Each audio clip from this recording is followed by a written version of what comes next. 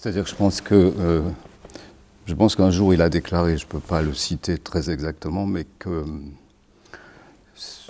qu'il était devenu impossible d'écrire une histoire de manière linéaire. D'une part parce que ça ne lui convenait plus, mais d'autre part il était persuadé que les gens, mais dans n'importe quelle situation, quand on raconte une histoire, n'écoutent plus au bout d'un moment.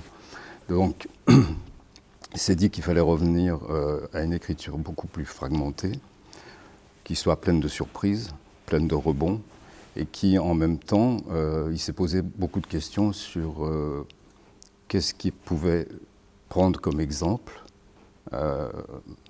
pour arriver justement à ce côté fragmentaire dans le récit. Il est allé du côté des sciences contemporaines. Il a beaucoup travaillé sur la théorie du chaos, sur la thermodynamique, etc., etc., mais vraiment très très sérieusement. Et au bout d'un moment, c'est ce qu'il a appris de ces sciences contemporaines, c'est comme si lui avait donné un nouveau protocole d'écriture, c'est-à-dire que tout à coup, ce qu'il avait pu apprendre de ces sciences, c'est devenu son opérateur formel ou son agencement textuel.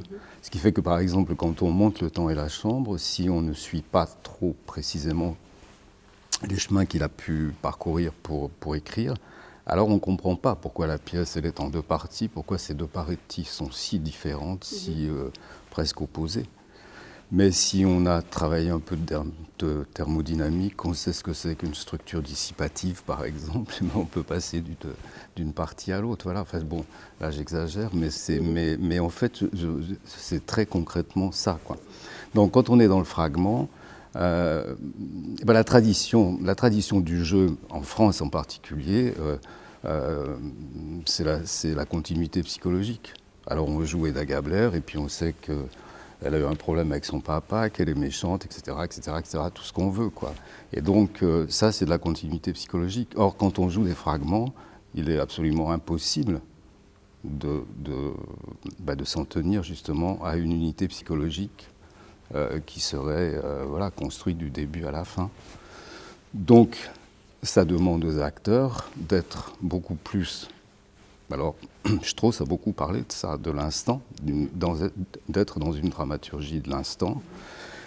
Pourquoi ? Parce que l'instant contient toutes les contradictions et que dans l'instant, je sais rien, c'est-à-dire que je ne sais même plus qui je suis. Je suis directement affronté à du réel. Je ne suis plus celui que j'étais, je ne suis plus celui que je vais devenir. Et donc c'est dans cet instant-là vraiment que, à mon avis, réside le théâtre. Mais donc, c'est vrai que ça demande aux acteurs un maximum d'incarnation, évidemment.